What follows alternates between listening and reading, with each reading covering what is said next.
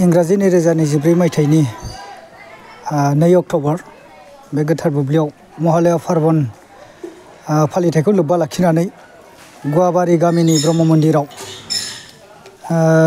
बेवहायनो गसाइगाव जिल्ला ब्रह्म धोरोम आफादनि गाहाय नेहाथारि मुस्रि रतन कुमार ब्रह्म बाबाबो बाहागो लाफैदों आरो जोंनि गसाइगाव जिल्ला आइजो आफादनि आफादगिरि मुस्रिमा प्रतिभा ब्रह्म आइनि दैदेननायावनो दिनै बे मोनसे हाबाफारिखौ बे गुवाबारि गामिनि गासै रायजो राजाखौ लानानै बे दिनैनि जेनाखि महालया पार्बन बे फालिथायखौ दिनै खुंफुंनाय जादों। बेखौ जोङो जग्याहुतिनि खान्थिजोंनो जोङो बे महालया पार्बनखौ जों फालिबाय।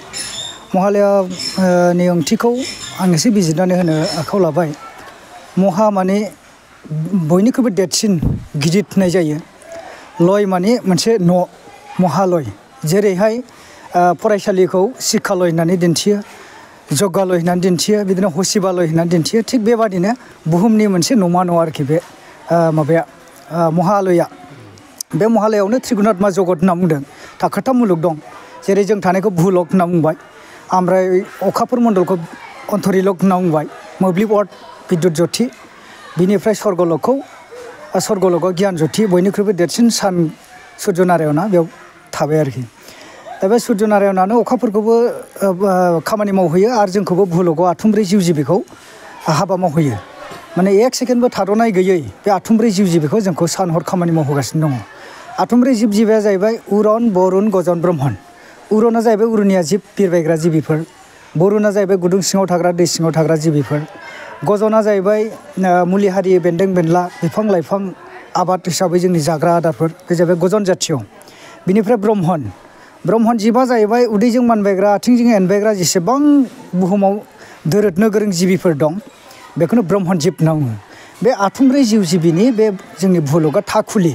बे आथुमब्रै जिउ जिबिया बेयाव जोनोम जायो, देरो, लावो, थैयो, बेबायदि जायो आरोखि। दा दिनैनि नंगुबै जिथु श्राद्ध पार्बनबो होननाय जादों। श्राद्ध पार्बननि ओंथिया बेनो, बे आथुमब्रै जिउ जिबिया जों मिथिनो मोननाय मिथिनो मोनै गोबां रुंसारि जायो, गोबां गेदेमा सुबुंफोर रुंसारि जालाङो।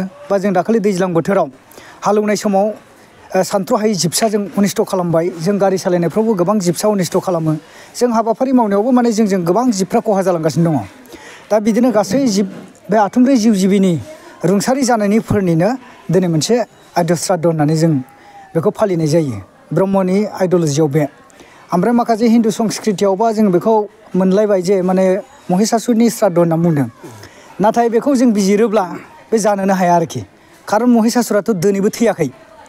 महिषासुरा दुर्गा फुजानि दशमी खालिसो थैगोन। दिनैनिफ्राय 10 दिनसो दङ, 10-11 दिन दं, बिथाङा थैगोन ना, नङा होमबा? अब्ला श्राद्ध दिनै बोरैथो जाखो, नङा होमबा? ओंखायनो जों बेजों थाङा। जोंना जाहैबाय जोङो जिथु महालय बे गंसे नमा न'नि बे गंसे न'निनो जों आथुमब्रै जिउ जिबि। आरो बे आथुमब्रै जिउ जिबिनि मादाव जोंनो बयनिख्रुइबो श्रेष्ठ जिब मानसि महरै जों बे आथुमब्रै जिउ जिबिखौ माने परिसालना खालामग्रा दैदेनग्रा मोनसे जों जिब। बे हिसाबै जों बिसोरनि मंगलार्थे जिब मंगलार्थे जों जे हाबा मावो, दिनै जिब मंगलार्थे हाबा मावनांगौबा जों मोनसे जग्याहुतिनि खान्थिखौ मावनांगोन। बेहा मोनसे साइन्टिफिक पदार्थनि। दा बेनिखायनो जों जग्यनि गेजेरजों जों मिजिंथियो जोंनि बाताबरना शुद्धता जानानै आथुमब्रै जिउ जिबिया जाहाथे गोजोनै थांनानै थानो हायो।